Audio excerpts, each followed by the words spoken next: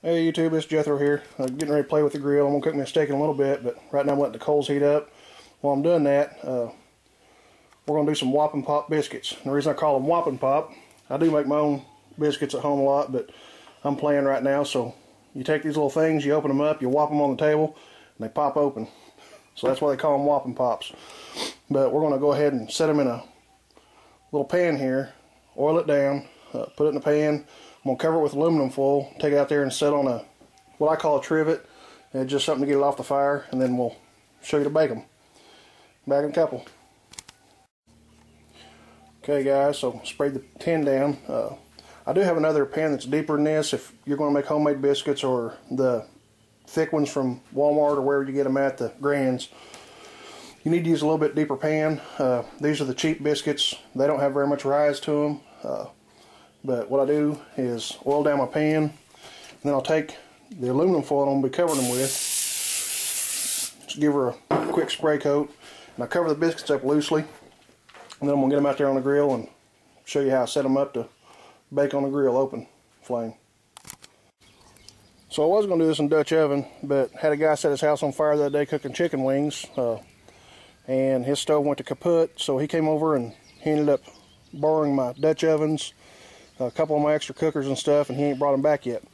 This little gadget right here is just a stovetop covering. I call it a trivet. It fits in the bottom of a Dutch oven. It keeps it off your pans off the very bottom of the oven if you're going to bake.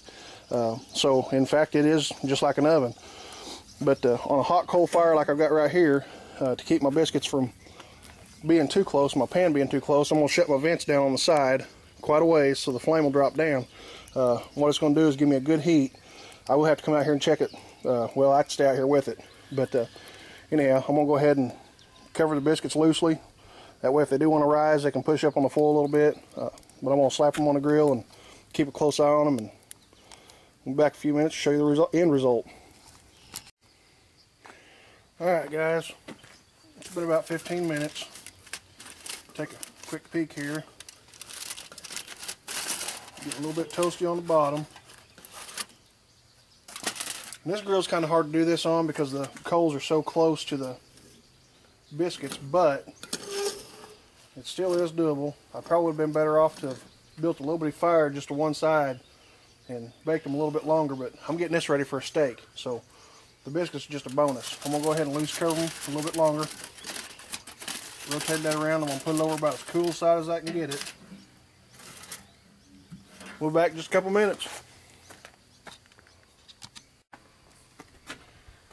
Okay guys, it's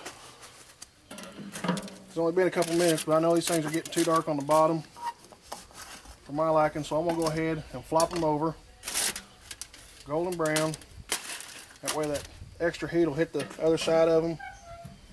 They'll be done even. Back in a minute. Alright guys, it's only been about another 4 or 5 minutes since I flipped them. What we got here.